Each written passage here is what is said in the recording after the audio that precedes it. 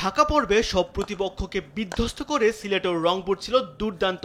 রংপুরের দাপট থামানোর মতো কোনো দলেরই দেখা মেলেনি চট্টগ্রাম পর্বেও। বিপিএল এর ৮ ম্যাচের সবকটিতেই জয় পেয়েছে তিস্তাপাড়ের দলটি। ব্যাটে বলে ঝলক দেখাচ্ছেন পাক অলরাউন্ডার খুশদিল শাহ, বোলিংয়ে আগুন ঝরাচ্ছেন পেসার নাহিদ রানা, সাথে আকিব জাবেদ, শেখ মেহেদিরাও আছেন দুর্দান্ত ছন্দে।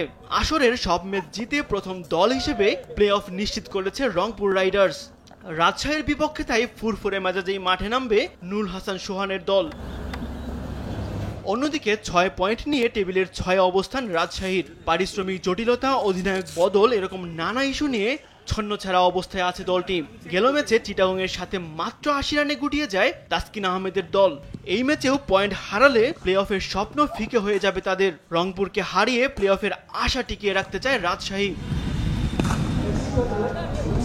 এদিকে পয়েন্ট টেবিলের তলানির দল সিলেট স্ট্রাইকার্স। কাগজে কলমে প্লে অফের সম্ভাবনা থাকলেও বাস্তবতা ভিন্ন।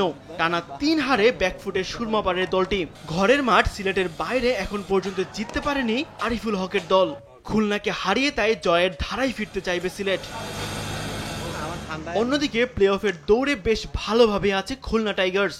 টানা ৪ হারের পর জয়ের ধারায় ফিরে দলটি। বোলিংয়ে আবু হায়দার রনি আছেন দুর্দান্ত ছন্দে।